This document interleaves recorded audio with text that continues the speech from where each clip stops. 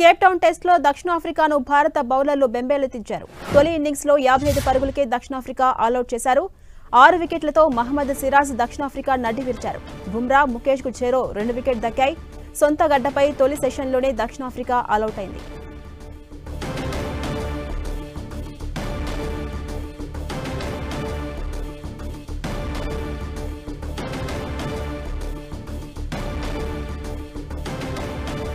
Cape town test లో దక్షిణాఫ్రికాను భారత బౌలర్లు బెంబేలెత్తించారు.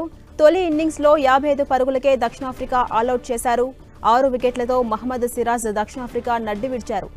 బుమ్రా, ముఖేష్ కు చెరో 2 వికెట్లు దక్కాయి. సొంత గడ్డపై తొలి సెషన్లోనే దక్షిణాఫ్రికా ఆలౌట్ అయింది.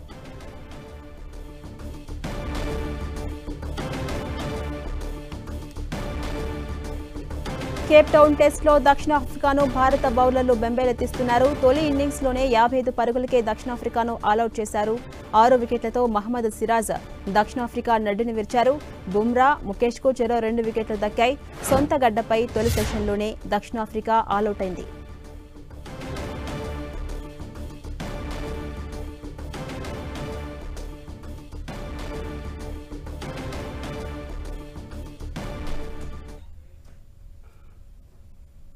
ఇదే అంశంపై స్పోర్ట్స్ అనలిస్ట్ మా సునీల్ మరింత సమాచారం మనకు అందిస్తారు. సుధీర్, నమస్తే అండి. నమస్తే అండి.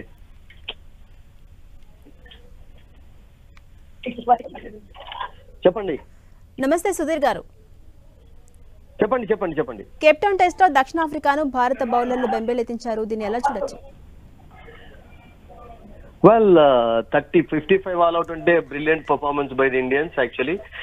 It was a good toss to lose లాగా కనబడింది ఝాన్సీ. ఎందుకంటే అసలు యాక్చువల్ గా ఎల్గర్ టాస్ గెలిచిన తర్వాత ఎందుకు బౌలింగ్ తీసుకోలేదు అనేది కూడా ఒక అంటే ఎవ్రీబడి వాజ్ బ్యాఫిల్డ్ యాక్చువల్లీ. ఎందుకంటే ఫేర్ అమౌంట్ ఆఫ్ గ్రాస్ ఉంది వికెట్ పైన. There was something for the bowlers actually.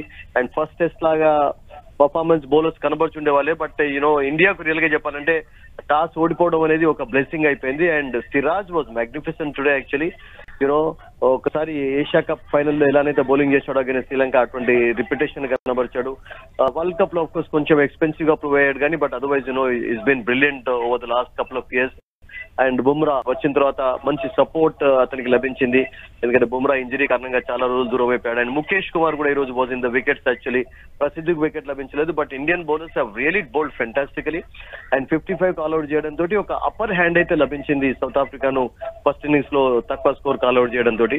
అంటే సౌత్ ఆఫ్రికా రియల్ గా చెప్పాలంటే 2015-18 తర్వాత అంటే 100 లో పాటు ఆల్అౌట్ కావడం ఫస్ట్ టైం చూస్తున్నాం. అఫ్ కోర్స్ గతంలో వాళ్ళకు 30s నుంచి చాలా స్కోర్స్ ఉన్నాయి. 30 వాళ్ళ లోయెస్ట్ స్కోర్, 35, 40, 46 అలా ఆల్అౌట్ అవుతూ వచ్చారు కానీ బట్ అగైన్స్ ఇండియా 55 ఆల్అౌట్ కావడం అనేది ఐ థింక్ వాళ్ళకు రియల్ గా చెప్పాలంటే మొరాల్ దెబ్బతీస్తుంది. Because Indians really bowled well. Now Indians have to bat well actually.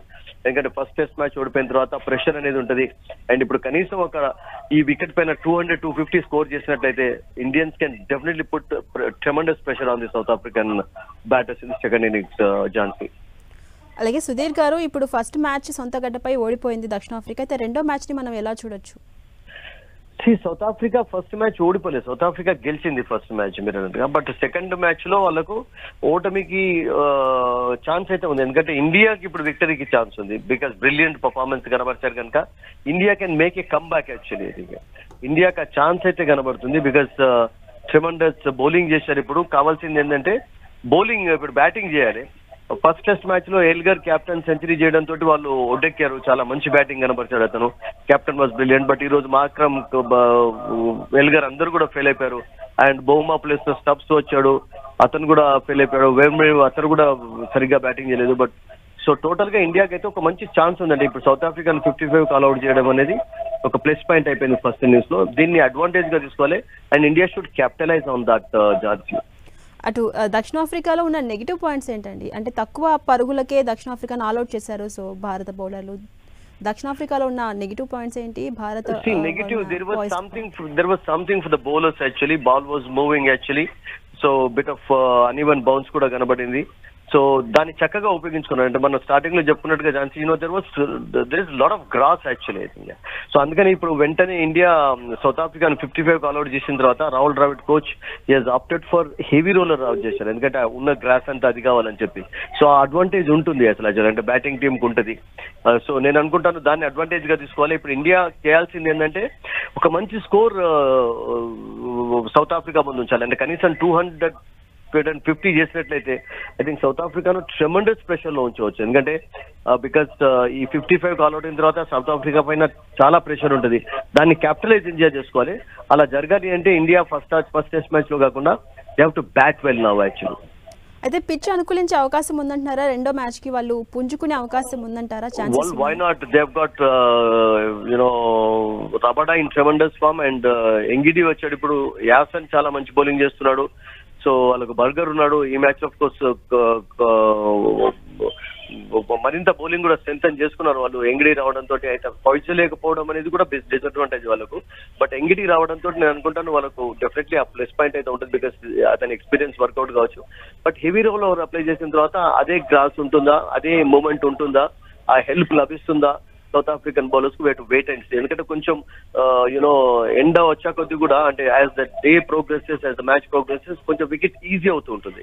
So ఆ మార్నింగ్ ఉన్నటువంటి ఆ జ్యూస్ బౌలర్స్ కి లభించదు, మార్నింగ్ ఉన్నటువంటి ఆ మాయిశ్చర్ ఉండదు. మార్నింగ్ చాలా హెవీ గ్రాస్ కనబడింది, ఫెర్ అమౌంట్ ఆఫ్ గ్రాస్. దాన్ని చక్కగా ఇండియన్ బౌలర్స్ ఉపయోగించుకున్నారు. Siraj was brilliant actually, so was Bumrah in the first spell. ఆ తర్వాత ముఖేష్ కూడా చాలా మంచి బౌలింగ్ చేశాడు. ప్రసిద్ధ్ రన్ ఇవ్వకుండా కూడా కట్టడి చేయగలిగాడు. సో మొత్తానికి ఇండియన్ బౌలర్స్ బ్రహ్మాండంగా బౌలింగ్ చేశారు. సో మీరు అన్నట్టుగా సౌత్ ఆఫ్రికన్ బౌలర్స్ ఒకవేళ మంచి బౌలింగ్ కనబర్చి ఇండియాను తక్కువ ఆల్అౌట్ చేసినట్లయితే 150 లోపు ఐ థింక్ సౌత్ ఆఫ్రికాకు కూడా మళ్ళీ కంబ్యాక్ చేసే ఛాన్స్ ఉంటుంది. బట్ అలా కాకుండా చూడాలంటే Indians have to bat superbly in the first innings. Jhansi right, thank you Sudheer గారు.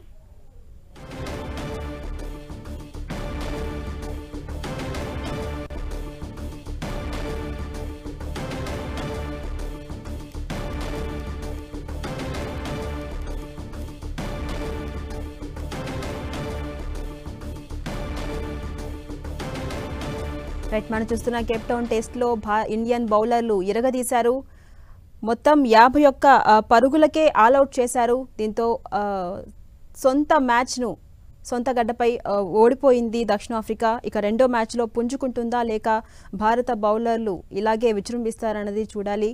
6 వికెట్లతో దక్షిణాఫ్రికా నడ్డును విరిచారు భారత బౌలర్లు. మహమ్మద్ సిరాజ్కు 6 వికెట్లు, బుమ్రా, ముఖేష్కు చెరో 2 వికెట్లు దక్కాయి. తక్కువ పరుగులకే దక్షిణాఫ్రికాను కుప్పకూల్చారు భారత బౌలర్లు. తొలి ఇన్నింగ్స్లో 55 పరుగులకే దక్షిణాఫ్రికా ఆల్అౌట్ అయింది. దీంతో సొంత గడ్డపై తొలి మ్యాచ్ ఓడిపోయింది దక్షిణాఫ్రికా.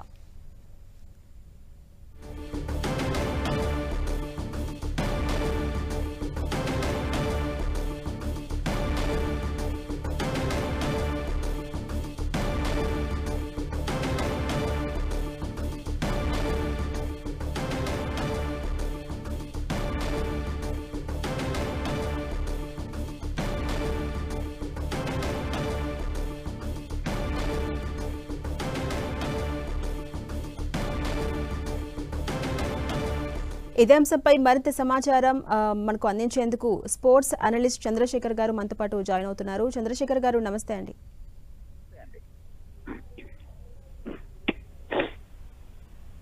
చంద్రశేఖర్ గారు, మనం తక్కువ పరుగులకే దక్షిణాఫ్రికాను ఆల్అౌట్ చేశారు ఇండియన్ బౌలర్స్, ఎలా చూడొచ్చు మ్యాచ్ ని?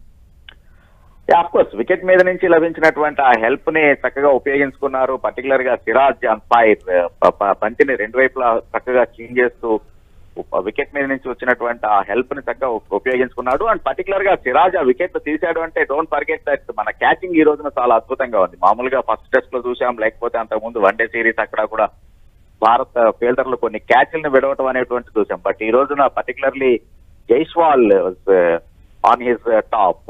జైస్వాల్ తీసుకున్నటువంటి ఆ ట్రమెండస్ షార్ట్ క్యాచెస్ అవి, దానితో ఒక ఎండ్లో బుమ్రా కట్టు బిగించి ఉండటం, దాంతో జనరల్ గానే బుమ్రాని కొంచెం జాగ్రత్తగా ఆడుకొని సిరాజ్ లేకపోతే ఇంకో ఎండ్లో బౌలర్లని టార్గెట్ చేద్దామని ఏ బ్యాట్స్మెన్ అని అనుకుంటూ ఉంటాడు. దానికి అవకాశం ఇవ్వకుండా ఈ రోజున మన Hyderabad Siraj bowled really well. 6 wickets అనేటువంటిది అద్భుతం. ఒక దశలో చూస్తే కనుక యాక్చువల్ గా అతను వేసుకున్నటువంటి ఓవర్ల కన్నా ఇచ్చినటువంటి రన్స్ చాలా తక్కువ ఉన్నాయి. ఆ తర్వాత అఫ్ కోర్స్ ఒకే ఓవర్ లో ఒక 2 runs ఒక బౌండరీ ఇచ్చేటప్పటికి అనాలిసిస్ మారింది. కానీ otherwise today Siraj is on his top. Thank you Chandrasekhar గారు.